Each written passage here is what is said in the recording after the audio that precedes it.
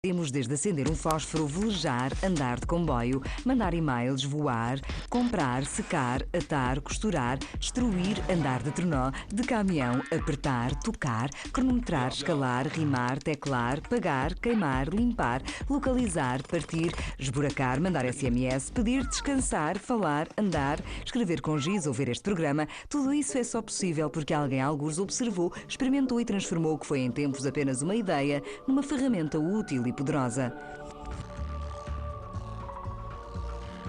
Por mais incríveis que sejam estas inovações e invenções, em breve poderão tornar-se obsoletas, ao lado do que estes exploradores passados e presentes descobriram e estão a descobrir, quando observam e testam as profundezas do universo mais poderoso, minúsculo e estranho que possa imaginar. O universo quântico, um reino paradoxal, de um potencial aparentemente quase ilimitado, onde fenómenos fascinantes estão a ser descobertos e desenvolvidos em novas tecnologias que podem vir a alterar o mundo tal como o conhecemos. Acompanhe-nos nesta viagem a um mundo estranho e progressivamente mais tecnológico da Revolução Quântica.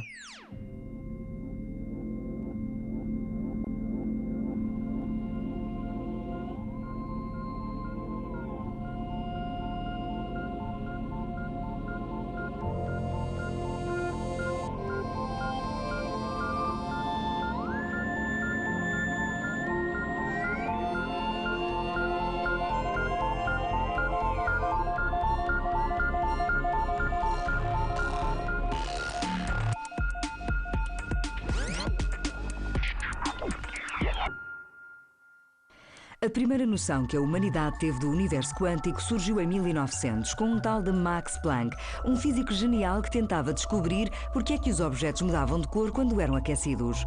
Mas esperem, estamos a adiantar-nos. Antes de chegarmos à física quântica, precisamos de saber um pouco sobre física tradicional. Primeiro havia um senhor famoso chamado Newton, que com algumas simples equações matemáticas descreveu e previu o movimento dos planetas. Esta era uma ideia poderosa. Isaac Newton compreendeu o poder da matemática. Ele compreendeu que não só podemos englobar vários fatos ou dados numa simples equação, como também podíamos usar estas simples equações para prever o futuro. O que ele descobriu foi que o mundo é fundamentalmente previsível. Depois, um senhor chamado James Clerk Maxwell provou que a eletricidade e o magnetismo também podiam ser sumarizados em poucas equações matemáticas.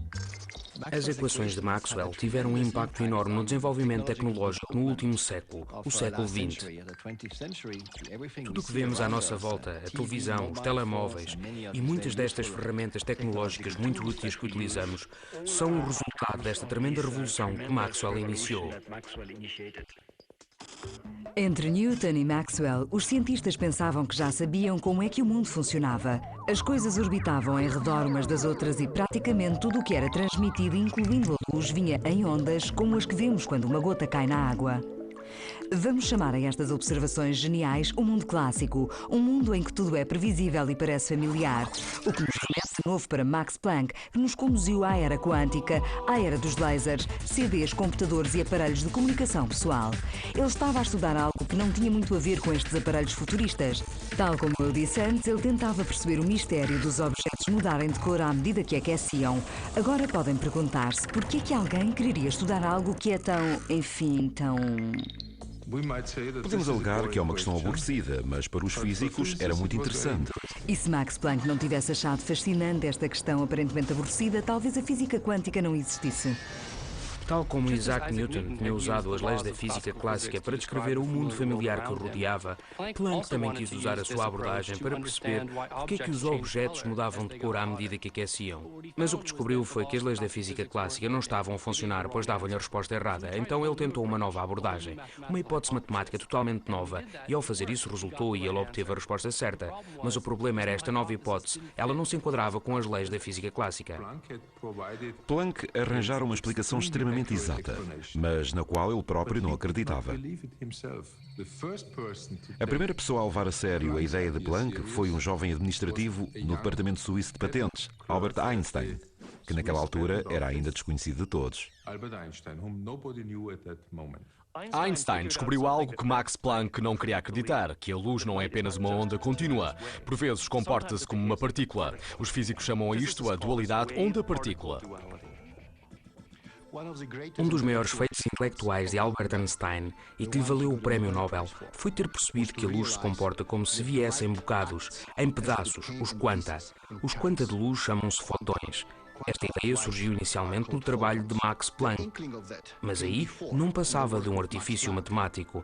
Einstein percebeu que não era apenas matemática, era mesmo física. Tirou daí consequências e explicou as experiências que não podiam ser explicadas com ondas. O trabalho de Einstein constituiu um ponto de viragem no desenvolvimento da física moderna. Depois, em 1913, Niels Bohr começou a completar o quadro quântico ao explicar a estrutura do átomo usando estas simples equações. Pronto, talvez não sejam assim tão simples para quem não fala a linguagem dos matemáticos. Bohr conseguiu explicar as propriedades dos átomos usando a mecânica quântica. Ele usou um modelo chamado modelo planetário, que é similar à Terra a girar à volta do Sol, mas no caso dos átomos, mostrava os eletrões a girar em torno do núcleo. Mas a matemática de Bohr mostrou-lhe que os eletrões não giravam em torno do núcleo numa órbita semelhante à que os planetas adotam em torno do Sol. Pelo contrário, os eletrões podem apenas girar à volta do núcleo a certas distâncias específicas, algo a que os físicos quânticos chamam de distâncias discretas ou quantização. E foi altamente perturbador para uma geração de físicos que tinham sido educados na noção de que as coisas mudam suavemente, por exemplo, a maneira como a Lua circunda a Terra e a Terra circunda o Sol.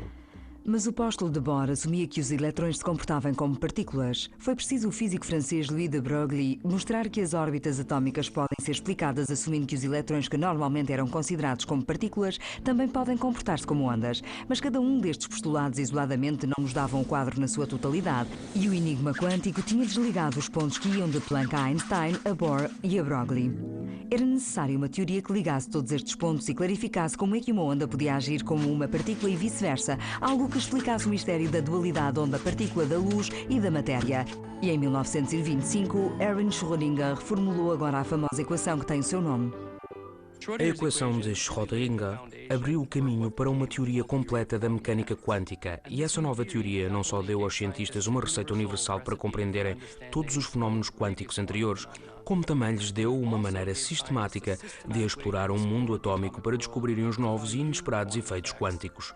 Sobretudo, a teoria quântica deu aos cientistas aquela que é talvez a mais exata e poderosa teoria jamais concebida pela humanidade.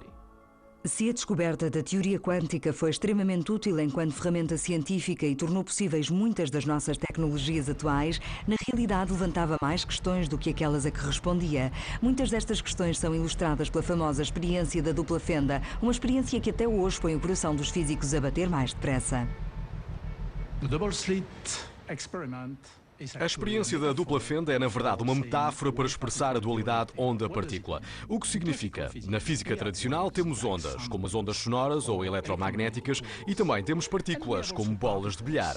Depois da mecânica quântica, uma partícula, como um eletrão, pode, por vezes, comportar-se como uma onda.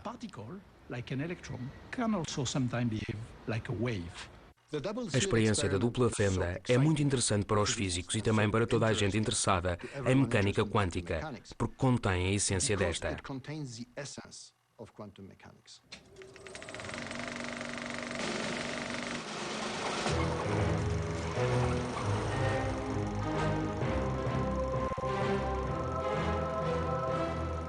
In the double-slit experiment, a beam of electrons strikes a baffle with two narrow parallel slits in it, and then a screen.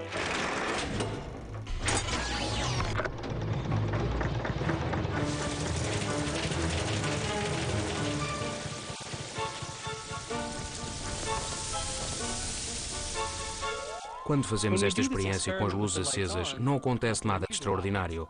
Os eletrões formam o mesmo padrão no ecrã que esperaríamos ver formados por bolas de cuspo, pastilha elástica ou até tomates. Mas assim que desligamos as luzes, acontece algo surpreendente.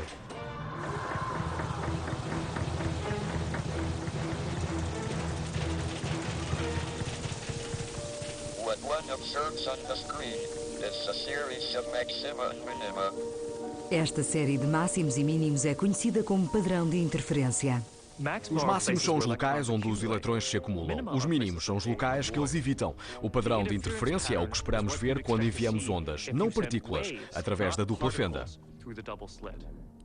O que observamos na experiência da dupla fenda é explicado matematicamente pela equação da onda de Schrödinger, que prevê exatamente o padrão de interferência observado. Mas a teoria quântica não nos diz onde está a partícula enquanto atravessa as fendas. The essential difference between classical and quantum physics is that in classical physics one can predict both the positions and the velocities of particles, whereas in quantum theory one can't predict either. Por que é que o padrão no ecrã é diferente conforme as luzes estão acesas ou apagadas? Na física clássica estamos habituados a um universo que é independente do nosso conhecimento acerca dele. Podemos olhar para ele, mas o seu funcionamento não se altera, não tem a menor importância. Continua a funcionar segundo as suas próprias regras. Mas isso não é o que se passa na mecânica quântica. Aí, olhar para alguma coisa, fazer uma observação, altera o comportamento da coisa observada. Mas como é possível que no mundo quântico, só por observarmos algo já alteramos a maneira como se comporta? Na nossa experiência cotidiana, observação significa apenas olhar. É uma atividade bastante passiva. Mas lembrem-se que a observação exige sempre luz, e no mundo quântico, a luz vem sempre em pedaços chamados fotões. Para ver isso, voltamos a ligar as luzes do teatro e ver exatamente o que os cientistas querem dizer quando usam os termos observação e medição. Para podermos observar como é que os eletrões passam através das duas fendas, temos de os iluminar. Mas ao fazermos isto, os fotões podem fazer com que os eletrões se comportem como partículas e assim o padrão de interferência no ecrã desaparece. Então agora é que vemos o que acontece quando as luzes estão acesas. A questão é, o que é que realmente acontece quando as luzes estão apagadas? Acerca desta questão, os cientistas têm opiniões divergentes e há alguma especulação interessante. A experiência da dupla fenda mostra que, enquanto um objeto quântico não estiver a ser medido ou a interagir fortemente com o seu ambiente, tipicamente não tem uma posição definida, pois está espalhado por várias posições. A isto dá-se o nome de sobreposição quântica. Os objetos quânticos comportam-se como se pudessem ser e fazer várias coisas ao mesmo tempo. Os eletrões podem atravessar duas fendas ao mesmo tempo. Isso faz-me lembrar o Yogi Berra, que dizia o seguinte: quando chega uma bifurcação na estrada, eu sigo-a. Estas ideias radicais mostraram até que ponto as sobreposições quânticas desafiaram a noção clássica de realidade, mas estas ideias perturbaram muitos cientistas, incluindo Erwin Schrödinger, que percebeu que se as sobreposições pudessem ser amplificadas para o mundo cotidiano, conduziriam a previsões bizarras. Para ilustrar este ponto, ele concebeu uma experiência Gedanken. Uma experiência Gedanken é uma experiência mental, ou seja, que decorre num cenário imaginado que nos ajuda a concentrar-nos num assunto conceptual. Se realmente entendermos uma teoria, devemos ser capazes de dizer o que essa teoria prevê em todo o tipo de situações, incluindo aquelas que não podem ser testadas em laboratório. A famosa experiência mental de Schrödinger tornou-se conhecida como o gato de Schrödinger. O gato de Schrödinger é uma espécie de parábola da ideia da sobreposição quântica. Schrödinger ficou perturbado com as implicações da teoria quântica. Paradoxos aparentes na mecânica quântica. Ele queria mostrar o quão absurda era a mecânica quântica. Ele concebeu uma experiência mental. Uma experiência mental. A ideia consiste em pegar num gato, Um pobre gato, e pô-lo numa caixa. Completamente isolado do exterior. Dentro dessa caixa está um martelo e uma proveta. Cheia de cianeto. Cianeto. e há um mecanismo de controle da caixa que é comandado por um único átomo que se decompõe radioativamente. Quando o átomo se decompõe, O detector ativa o martelo, A proveta parte-se libertando o cianeto. que matará o gato. e o gato morrerá. E se isso não emitir a partícula, o veneno não é libertado e o gato vive. Agora suponham que talvez uma hora depois há 50% de probabilidade de o contador Geiger detectar alguma coisa. Até olharmos para dentro da caixa, é possível que o gato esteja vivo ou morto. E se acreditarmos na mecânica quântica, então o gato naquele momento está num estado em que está simultaneamente morto e vivo.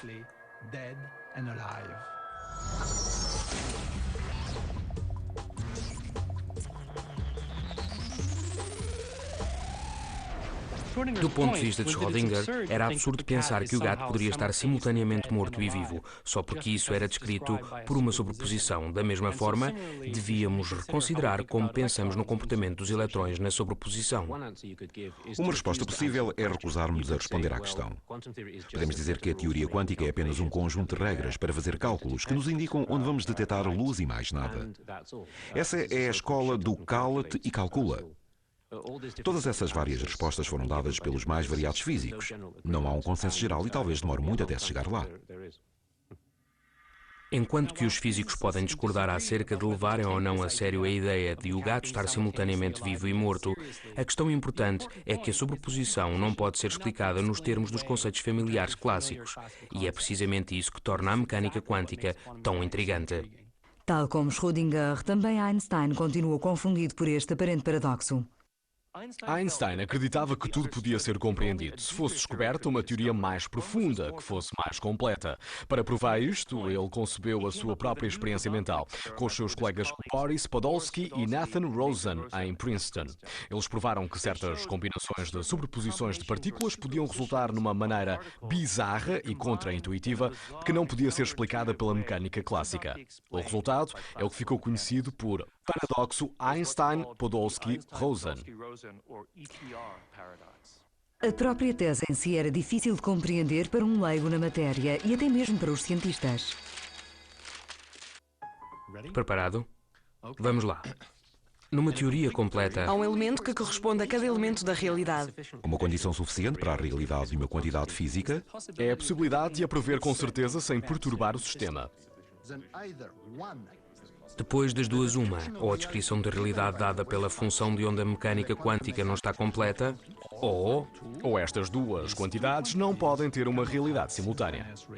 Somos então levados a concluir que a descrição da realidade dada pela função de onda não é completa.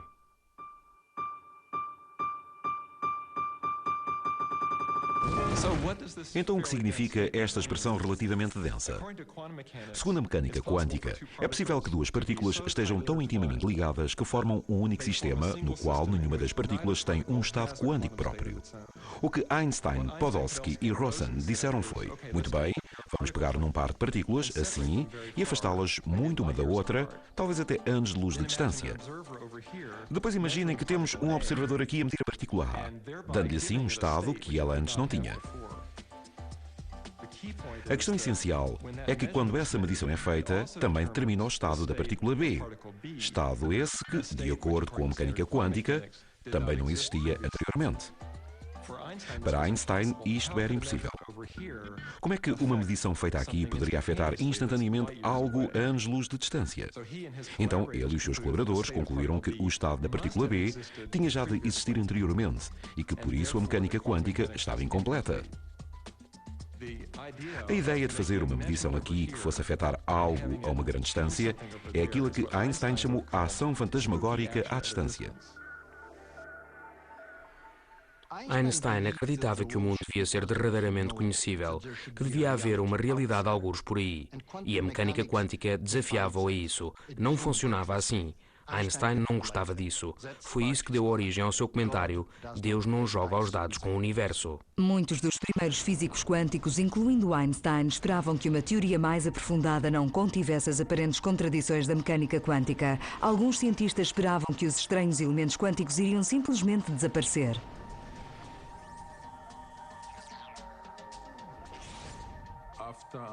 Depois de, em 1935, Einstein ter apresentado o conceito que ele chamou de ação fantasmagórica à distância, foi o físico austríaco Erwin Schrödinger que deu um nome alemão a este fenómeno: Verschränkung, que em inglês foi traduzido como entanglement, que significa interligação. A questão é que Verschränkung é o melhor termo para o fenómeno, pois significa uma ligação muito forte e definida, enquanto que interligação faz-nos lembrar um prato de esparguete, tudo ao molho, nada definido. Pensem que as duas partículas interligadas são um par de dançarinos. Se os dançarinos não se puderem ver, falar um com o outro enquanto estão a dançar, é possível, embora difícil, que permaneçam em sintonia. Só o poderão fazer se tiverem pré-ensaiado todos os movimentos, etc.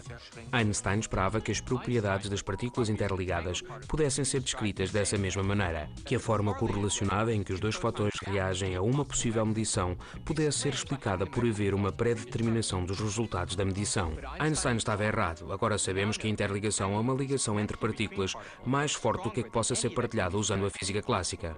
Estas curiosidades quânticas, das quais a interligação era a mais bizarra de todas, baralharam os cientistas durante mais de um quarto de século. Em 1964, o físico irlandês John Bell concebeu uma experiência para testar realmente o que Einstein pensava ser impossível.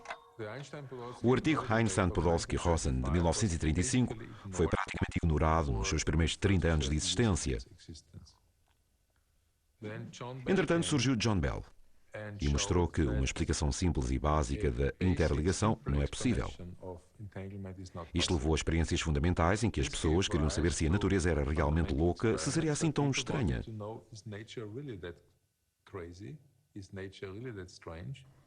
O artigo de John Bell sobre a interligação coincidiu com o desenvolvimento do laser, o que tornou estas experiências possíveis.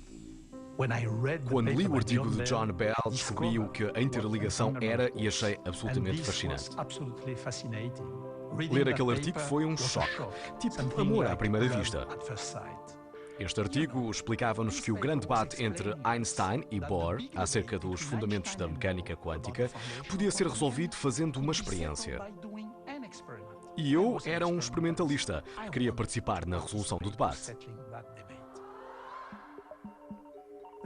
A base da experiência era produzir pares de fotões que vão voar em direções opostas e depois, quando estiverem a uma distância de 12 metros um do outro, medi-los exatamente na mesma extensão. E a ideia é que as duas medições separadas pelos 12 metros devem ser separadas no sentido da relatividade. O que quero dizer com isto? Quero dizer que o que meço num lado não deve poder influenciar o resultado da medição efetuada no outro lado.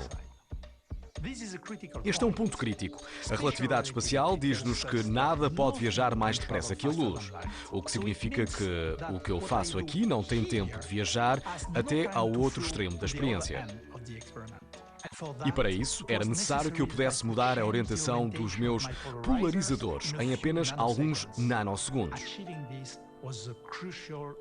Conseguir isto era uma prova nova e crucial na minha experiência, e o que eu fiz foi medir a polarização de cada fotão. Os fotões podem ser polarizados vertical ou horizontalmente, ou polarizados a 45 graus. Um par de fotões EPR interligados está simultaneamente polarizado vertical e horizontalmente. Isto é muito estranho. Tão estranho como o gato de Schrödinger, que está morto e vivo ao mesmo tempo. E agora a questão é, qual é o resultado das medições? E nesta situação estranha, descobri o que a mecânica quântica previa, que era que seja qual for a direção da medição num dos lados, se eu escolher medir na mesma direção do lado oposto, descubro que ambos os fotões parecem alinhados na mesma direção.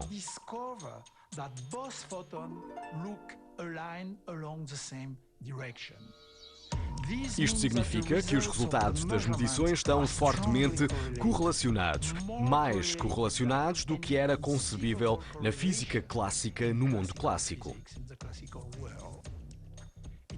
Isto significa que, quando os dois fotões estão separados por 12 metros, continuam a comportar-se como um único objeto inteiro. Einstein julgava que isto não era possível, pois isso significava que havia uma espécie de ação fantasmagórica à distância entre ambos os objetos.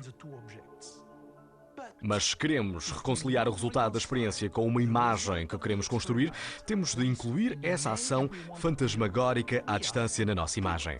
The spooky action at a distance in our picture. Einstein never really understood the fundamental difference between classical and quantum theory. That is why he found it so difficult to accept things like the uncertainty principle. but quantum theory agrees with observation. God really does play dice with the universe. Antes dos contributos de John Bell e depois Alan Aspect, tudo o que podíamos fazer era discutir acerca de quão estranha parecia ser a mecânica quântica. A equação de Schrödinger diz-nos que um gato pode estar vivo e morto ao mesmo tempo e ninguém sabe o que isso significa. É muito esquisito. E estes debates prolongaram-se durante décadas. O que John Bell fez foi pôr alguma matemática e algumas quantidades em redor da estranheza quântica, e o que Alan Aspect depois fez foi verificar estas medições em laboratório. Por isso, essencialmente, entre John Bell e Alan Aspect, podemos medir a estranheza da mecânica quântica. As experiências de Alan Aspect estabeleceram que estes efeitos quânticos eram reais, mesmo que não fosse muito claro fazer algum sentido deles usando o nosso modo de raciocínio normal. O mais notável é que estas experiências inspiraram toda uma geração de cientistas a perguntar como é que estas estranhas características quânticas podem ser úteis. A mecânica quântica dá-nos uma descrição fenomenalmente exata do comportamento da luz e da matéria. Esta compreensão ajudou os cientistas e os engenheiros do século XX a desenvolver todo o tipo de tecnologias, incluindo, por exemplo, o laser e o transistor, que estão no cerne do nosso mundo eletrónico. Estes aparelhos quânticos relativamente grandes parecem funcionar, pelo menos que se veja, sem os aspectos estranhos da mecânica quântica de que falámos há pouco. Estas tecnologias familiares são todas produto da primeira revolução quântica, mas agora chegou uma segunda revolução quântica baseada em dois grandes desenvolvimentos. O primeiro é a capacidade tecnológica de controlar diretamente a estranheza do mundo quântico, incluindo a sobreposição e a interligação. E o segundo é o surgir da era da informação. Por isso, preparados ou não, aí vem a informação quântica, ou IQ, para quem estiver a mandar SMS. O que me pôs a pensar acerca da informação quântica, em 1985, foi eu ter lido um artigo do físico americano Richard Feynman, no qual ele falava da possibilidade dos computadores operarem segundo os princípios quânticos. E isso para mim foi um choque repentino, pois até aquele momento eu estava mais habituado a pensar na informação em termos muito abstratos. No mundo vulgar de todos os dias, é-nos difícil separar a ideia da informação do seu conteúdo e significado. Mas podemos ter uma ideia de por que é que a informação é física se pensarmos, por exemplo, no que faríamos se nos pedissem para apontar para a informação. Apontaríamos sempre para um pedaço de papel com algo lá escrito. Ou poderíamos apontar para algo de fibra óptica. Podemos apontar para um disco rígido. No caso do disco rígido, podemos ver que a informação tem mesmo um conteúdo físico. Por exemplo, quando queremos guardar alguma informação no disco rígido, temos de pagar dinheiro por isso. Temos de comprar um disco de 100 GB ou isso. Não importa realmente qual é a informação, mas o facto de haver uma certa quantidade física pelo qual pagamos dinheiro diz-nos que na realidade a informação é física. Por exemplo, agora estou a falar consigo. A informação está a ser transmitida através do som. Eu podia escrever uma carta e a informação ficaria armazenada sob a forma de tinta e letras no papel. Assim que percebemos a ideia de que a informação é física, começamos então a perguntar-nos se as leis da física restringem a forma como a informação pode ser processada, ou, no caso da física quântica, dá-nos um mecanismo completamente novo para processar e comunicar a informação.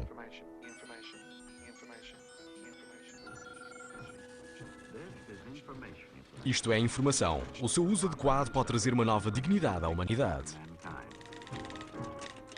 Agora você está a pensar, informação clássica, informação quântica, existe uma diferença? Existe, e tudo começa com um pequeno bit. Um bit é uma unidade fundamental da informação clássica. Está englobada num sistema físico que pode ter dois estados. Ou algo está ligado ou está desligado. Ou está carregado ou descarregado. Algo está aqui ou ali em termos matemáticos. Um 0 ou um 1. No mundo quântico, temos bits quânticos, ou para abreviar, os qubits. Esses qubits podem estar em sobreposição, sendo 0 e 1 ao mesmo tempo. E é a capacidade para manipular o mundo a este nível, o nível da estranheza quântica, das sobreposições quânticas, que nos permite fazer tarefas computacionais na mecânica quântica que são impossíveis, ou pelo menos muito difíceis, usando os computadores convencionais. As nossas tecnologias já se estão a aproximar da fronteira da informação quântica e os nossos transistores aproximam-se do tamanho de um bit quântico ou de um qubit e chamamos a isto a lei de Moore, em honra do fundador da Intel que previu isto há 20 anos. E, de facto, ao longo dos próximos 20 anos, esperamos que os transistores, que são o coração dos aparelhos computacionais, venham a ter o tamanho de um átomo. A segunda revolução quântica consistiu basicamente em nós hoje sermos capazes de manipular sistemas quânticos individuais, moléculas individuais, átomos individuais ou, no meu caso, fotões individuais. Até agora, depois da primeira revolução quântica, éramos capazes de manipular conjuntos. Por exemplo, um laser produzia bilhões de fotões. Não eram fotões individuais, mas bilhões deles. E hoje, o facto de podermos realmente manipular, dominar quanta individuais, como nós lhe chamamos, abre toda uma enorme nova área de desenvolvimento tecnológico. Um dos primeiros feitos desta segunda revolução quântica é a capacidade de os físicos construírem ferramentas incrivelmente precisas como um relógio atómico, o aparelho de cronometragem mais exato do mundo. Hoje em dia, a precisão dos relógios atómicos é tal que somos capazes de, por exemplo, se construíssemos um relógio e conseguíssemos mantê-lo a funcionar durante 60 milhões de anos, ele não perderia mais do que um segundo. Parece que o bónus adicional da precisão e do controle quântico que se consegue obter com os átomos utilizados nos relógios atómicos é também a base para ter bons qubits. Então, se podemos controlar qubits individuais, temos um relógio fantástico. Mas se pudermos progredir e controlar a interação de dezenas ou mesmo centenas de qubits, ao mesmo tempo, não temos apenas um relógio quântico maior, mas sim um computador quântico que tem o potencial de ser a mais importante invenção da nossa era. A computação quântica pode ser considerada uma revolução na teoria da informática. O que pensamos hoje é que os computadores quânticos serão capazes de executar determinadas tarefas exponencialmente mais depressa do que os computadores clássicos. E porquê? Há uma tese fundamental e muito importante na informática chamada a tese Church-Turing moderna, que diz que todos os computadores clássicos normais são essencialmente equivalentes. Não quer dizer que todos eles funcionem exatamente à mesma velocidade, mas sim de acordo com as mesmas regras. Comportam-se de maneira semelhante.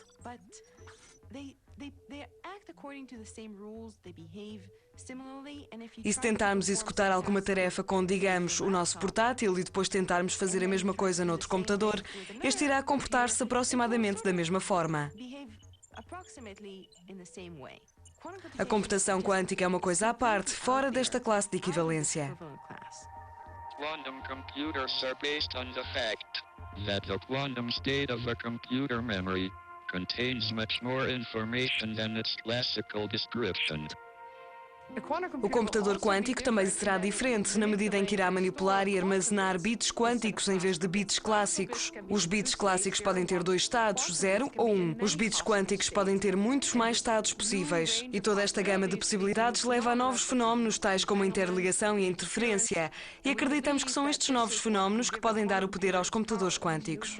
Mas são assim muito mais poderosos? E com que fim? Uma das primeiras explicações de um computador quântico é uma das mais úteis, é simular sistemas quânticos. Isto não é uma coisa que a maioria das pessoas vá fazer em casa, mas ainda assim tem explicações potenciais enormes. De modo a entender a simulação quântica, é importante pensar porque é que precisamos de toda a simulação. Pensem num simulador aeronáutico. Porque é que eles existem? Um simulador aeronáutico é uma caixa onde nós entramos, tem um volante, um comando, um painel de instrumentos. Nós entramos lá na caixa e aquilo anda para trás e para a frente, para cima e para baixo, e até podemos aterrar o nosso 747 simulado. Na maior. Porque é que temos esse aparelho? Porque nós não queremos que os pilotos andem para aí a aterrar 747s até terem capacidade para o fazer. Passa-se o mesmo com a simulação quântica. Temos umas moléculas grandes e complicadas, como o 747 de moléculas, umas coisas gigantescas que demonstram todo o tipo de comportamento quântico estranho e queremos saber o que fazer com elas, mas não sabemos como controlá-las. Então fazemos uma simulação num computador quântico. Por exemplo, um computador quântico pode ajudar a desenhar novos supercarris sobre os quais andem comboios de levitação magnética ou novos fármacos que curem doenças. É um computador quântico e ele pode ajudar a simular os átomos no fármaco, para nos dizer como fabricar os medicamentos e como estes irão interagir com outros químicos. Para físicos, químicos e biólogos, tudo isto é muito importante. A química atómica, o comportamento dos materiais, tudo depende da mecânica quântica e um computador quântico é muito bom para simular isso tudo. Outros prevêem um papel diferente para as tecnologias quânticas. A mecânica quântica dá-nos agora as ferramentas para detectar melhor as coisas, como no caso detectámos antes.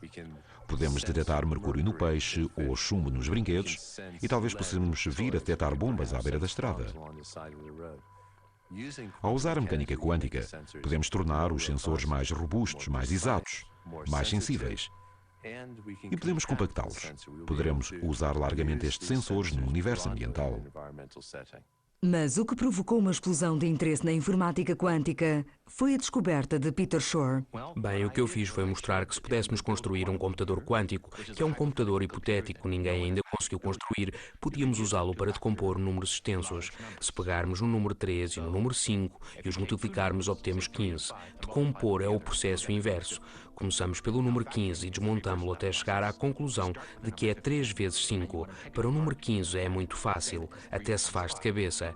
Mas suponham que têm dois números com 200 dígitos cada um. Bem, com paciência, papel e lápis suficiente, podemos multiplicá-los até obtermos um número de 400 dígitos. Mas os computadores fazem isso num piscar de olhos. Mas se eu lhe der um número de 400 dígitos e lhe pedir para achar os dois números de 200 dígitos que foram multiplicados para o formar, creio que você não é capaz de o fazer. E, de facto, até para os computadores mais poderosos do mundo, esse é um problema que é praticamente impossível de eles resolverem. O problema da decomposição numérica é usado para codificar a maioria das mensagens secretas importantes que são enviadas hoje em dia. A maneira como funciona é, por exemplo, quando compramos algo pela internet. O nosso computador multiplica dois números de 200 dígitos para obter um número de 400 dígitos. E agora toda a gente pode codificar coisas se souber o número de 400 dígitos. Mas para o descodificar precisamos de conhecer os dois números de 200 dígitos e ninguém consegue sabê-los a partir de um número de 400 dígitos, pois o problema da decomposição numérica é praticamente impossível de resolver. A descoberta de Shor foi muito emocionante, pois o que ele diz essencialmente é isto: deem-me um computador quântico e eu serei capaz de decifrar a maneira mais comum e mais importante de codificar segredos. Os governos levam muito a sério o desenvolvimento de um computador quântico. Enquanto ameaça, um computador quântico pode decifrar muitos dos códigos da encriptação que usamos hoje em dia, incluindo os códigos usados nos satélites e que os bancos utilizam nos cartões de crédito para tornar as transações mais seguras. Mas tal como os físicos teóricos viram que um computador quântico podia decifrar mensagens secretas, também perceberam que os efeitos quânticos podiam ser utilizados para criar os derradeiros códigos secretos mundiais, códigos quânticos, que proporcionariam uma maneira ultra secreta de manter a informação privada. Na criptografia clássica, costumamos assumir que o sistema é seguro porque o espião ou o aspirante a espião não consegue resolver um problema computacional difícil. A criptografia quântica trabalha segundo um princípio diferente. Não se pode decifrar um código de criptografia quântica a menos que se possa quebrar as leis da física. Com a criptografia quântica, é praticamente impossível espiar uma transmissão sem ser detectado. Podemos chamar a isto o efeito do observador barulhento. É como se estivéssemos numa festa e nos puséssemos a ouvir a conversa do casal ao lado. Eles dão logo conta, mesmo sem olhar, que alguém está a ouvi-los. A criptografia quântica já está a ser usada a um nível superior para proteger os resultados eleitorais na Suíça. Neste laboratório desenvolvemos a tecnologia básica para a criptografia quântica. A criptografia quântica garante a segurança ao elo de fibra óptica que liga o local da contagem das urnas de voto ao local onde estão localizados os computadores estatais. E essa foi a primeira aplicação pública no mundo real da informação quântica.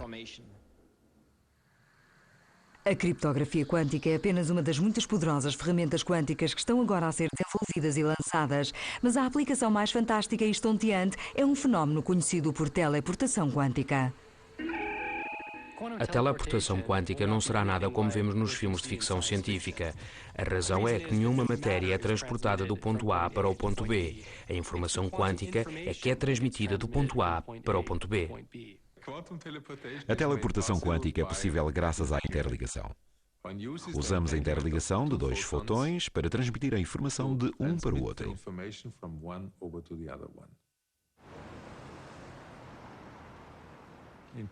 Em 2004, fizemos uma experiência de teleportação quântica cruzando o rio Danúbio. Passámos um cabo de fibra óptica de uma margem para a outra, a uma distância de 600 metros.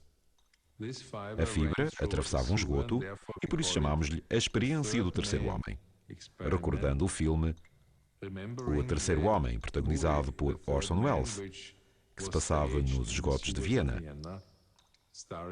Este é o único filme em que a música é tocada por uma cítara.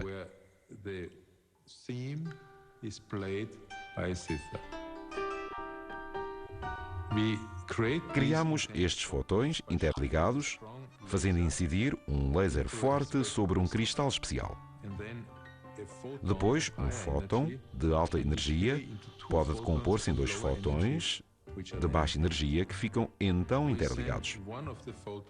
Mandamos um dos fótons para o outro lado do rio e mantemos o outro onde estamos.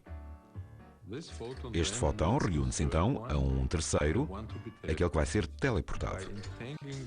Ao interligar estes dois, as propriedades quânticas do terceiro são transferidas para a partícula do outro lado do rio e a teleportação está concluída.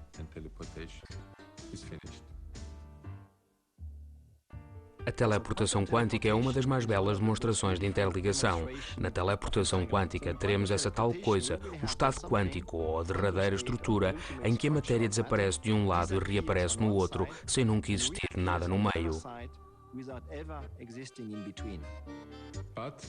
Mas a experiência de 2004 já é Schnee von Gestel, o que significa neve de ontem.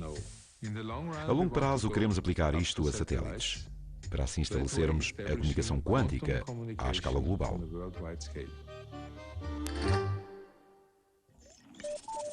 Agora já sabemos o poder da informação quântica, mas o que será preciso até compreendermos todo o potencial desta tecnologia? O que será preciso para construir um computador quântico? The principles of quantum computing are well understood. It is only their implementation in practice that is difficult. Não há qualquer problema, em princípio, em construir um computador quântico. É bastante claro. Agora já sabemos como juntar no papel várias operações quânticas e como elas acabarão por produzir um computador quântico. O problema é traduzir isso tudo para um hardware real. Não sabemos qual será o aspecto de um computador quântico, pois ainda não temos um computador desses. Temos um modelo teórico de um computador quântico e estamos a procurar e a testar aparelhos físicos que possam implementar o nosso modelo teórico. Um computador quântico obriga a manter as sobreposições quânticas a operar corretamente. Tal como na experiência da dupla fenda, em que a superposição e o resultado padrão de interferência no ecrã se perdem, se o eletrão for observado ou medido de qualquer maneira, também o computador quântico vai buscar a sua energia à manutenção de superposições em larga escala de todos os qubits. Isto obriga a manter o computador quântico muito bem isolado do que o rodeia e protegido de qualquer interação indesejada, até que o computador esteja terminado. Claro que isto é muito difícil de se fazer. O maior desafio em construir um computador quântico é mantê-lo quântico. Isso significa mantê-lo completamente isolado. Sistemas quânticos têm uma característica irritante. Quando libertam a sua própria informação a algures, deixam de ser quânticos. Por isso, o isolamento é um dos principais problemas na construção dos computadores quânticos. Grandes objetos quânticos ou grandes objetos físicos consistem em bilhões de partículas. Cada uma destas partículas é uma partícula quântica, mas quando se junta um grande número de partículas, então cada uma delas interage com o ambiente. Em sistemas quânticos, o ambiente refere-se a tudo o que o rodeia, o sistema de partículas quânticas, coisas como pó, campos magnéticos de dispersão, radiação de fundo, tudo o que o possa levar a um comportamento indesejado no sistema que estamos a tentar controlar. É muito difícil preservar os estados de sobreposição. No laboratório do Dr. Wineland, os qubits são armazenados no que se chama uma barreira iónica. A analogia entre a nossa barreira iónica e um berlinde na tigela é a seguinte. Podemos pensar no berlinde como sendo um átomo e a tigela como sendo a dita barreira. A maneira como prendemos os átomos.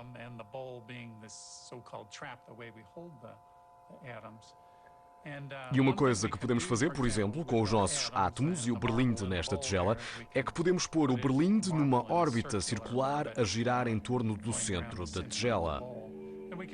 E nós podemos fazer o mesmo com os nossos átomos. Com o berlinde na tigela, normalmente a dada altura, apercebemos que o átomo irá estar ou no lado esquerdo ou no lado direito da tigela. Mas o que é estranho nos sistemas quânticos e que nos permite fazer qubits é que podemos pôr o átomo num estado de superposição na sua tigela, na sua barreira, para que a dada altura ele não esteja nem no lado esquerdo nem no lado direito da tigela, mas sim em ambos os lados ao mesmo tempo.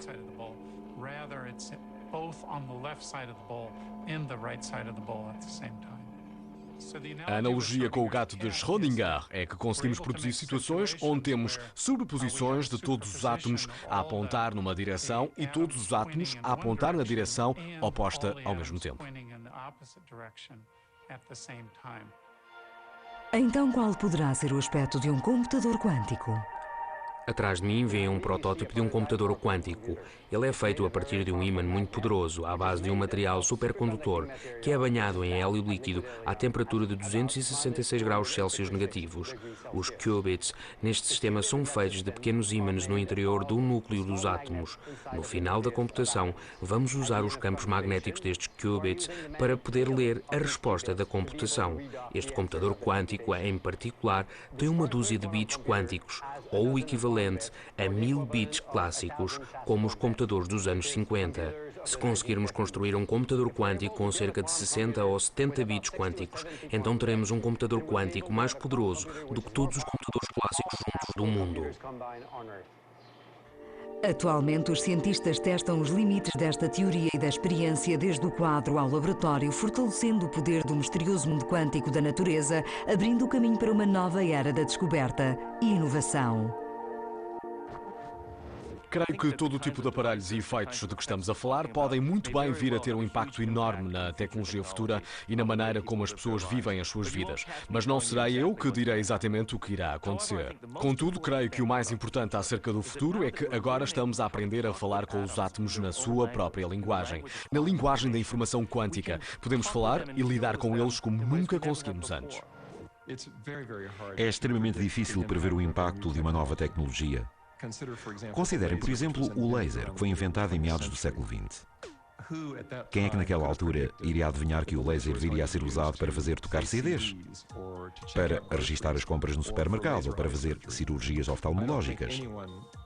Creio que ninguém poderia ter previsto todo o impacto social que o laser veio a ter. Creio que a tendência é sempre a mesma. Começamos por uma investigação básica em laboratório, com uma máquina grande e complicada que custa muito dinheiro, e se houver um mercado real, no fim temos um equipamento simples e a um preço acessível.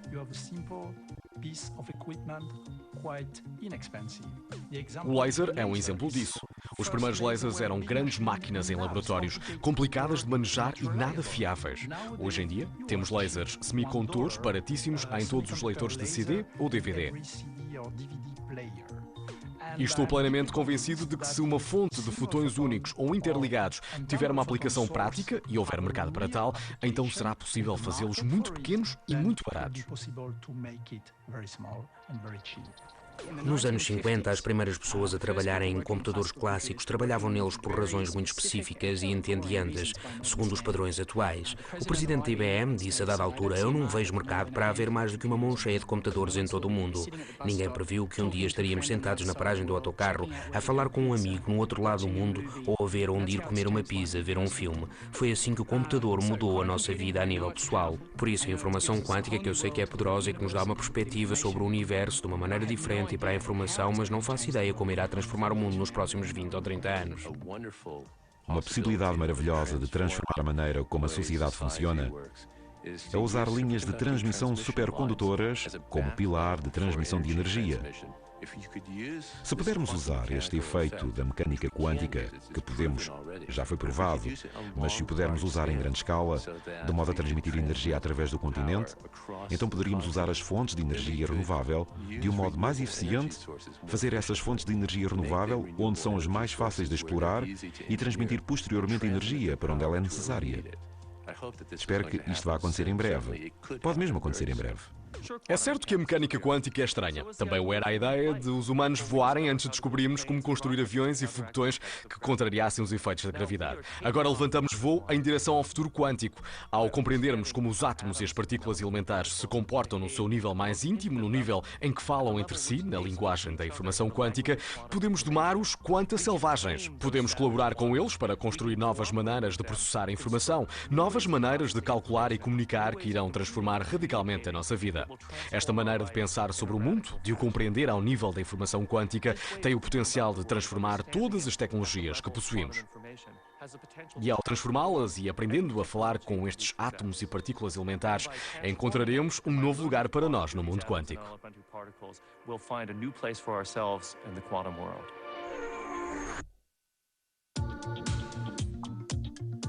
Versão portuguesa Santa Claus Audiovisual.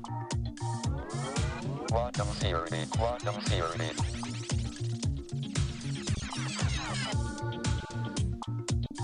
Quantum terrors.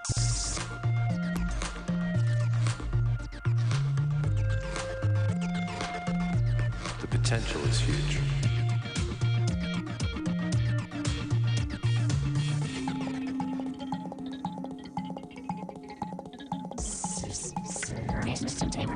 System